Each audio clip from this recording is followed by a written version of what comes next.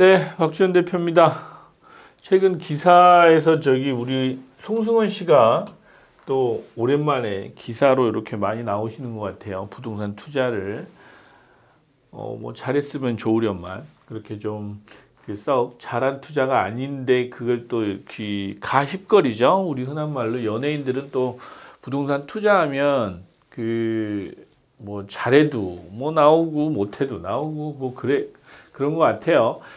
실제로 종로 같은 경우는 지금 그 송승헌 씨는 종각역 근처에 이제 사가지고 또 하필 또 관철동 쪽으로 사셨어요. 익선동 쪽이 아니고. 근데 익선동 쪽은 사실 큰 건물이 그렇게 많지는 않습니다.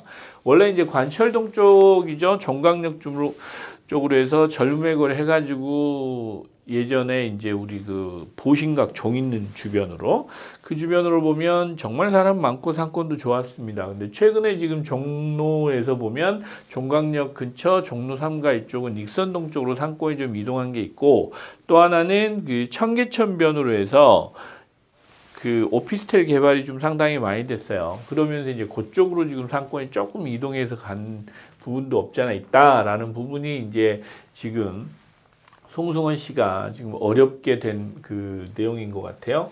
종각역 같은 경우는 이제 뭐 운도 별로 안 좋으셨던 게 코로나 때도 이제 들고 계시긴 했지만, 예를 들면 성수동에 이 가격에 사셨으면 예전에 지금 그 이승엽 씨 건물 보셨잖아요. 이승엽 씨 같은 경우는 거의 뭐 2배, 3배 가까이 올랐으니까 이제 그런 금액대는 비슷했지만 결과는 너무 참혹하다. 뭐 이런 뭐 현실을 좀 보시게 되는데, 말 그대로 2018년도에 상권 좋았습니다. 코로나 터지기 전이었으니까 뭐 종각역 그 발 디딜 틈도 없었어요. 밤 되면 뭐 거기 노래방부터 시작해서 음식점도 많고 그랬던 시기인데, 2018년, 19년 하고 20년 코로나 딱 터지고 나서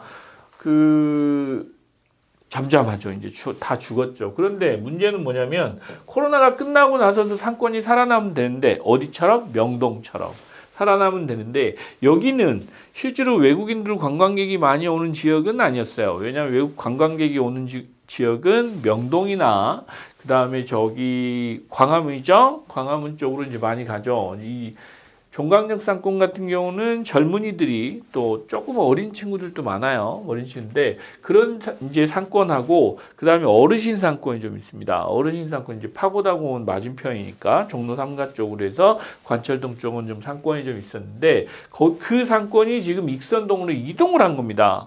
실제로 그 포장마차촌 이렇게 해서 이동을 하면서 관철동이 많이 죽었어요. 대로변 쪽에 지금 금은방들하고 일부 프랜차이즈들 빼고는 그 종각역 앞이 상권이 그렇게 썩 좋지 않다. 심지어 뭐 카페마저도 잘 안 되는 그런 상황도 있어요. 그래서 그 대형 뭐 카페들 이런 거 외에는 지금 관철동 상권이 많이 안 좋습니다. 많이 안 좋은데, 그 130억 이상 대출을 받아가지고 예를 들면 이분이 18년도 사시긴 했지만 130억 이상 받았는데 뭐 22년, 23년도 같은 경우에 금리가 뭐 5%, 6% 막 이랬으니까 그 고금리를 견뎌내시면서 공시를 들고 계셨을 거라고요. 공시를 들고 계셨으면 사실은 이분 같은 경우는 이 이자 낸 것만 해도 연간으로 보면 5억에서 6억, 뭐 많게는 7, 8억까지도 내셨을 것 같은데, 그러면 대략 계산해도 뭐 한 20억은 돼요. 이자 낸 것만 해도. 한 20억은 됐을 텐데 결국엔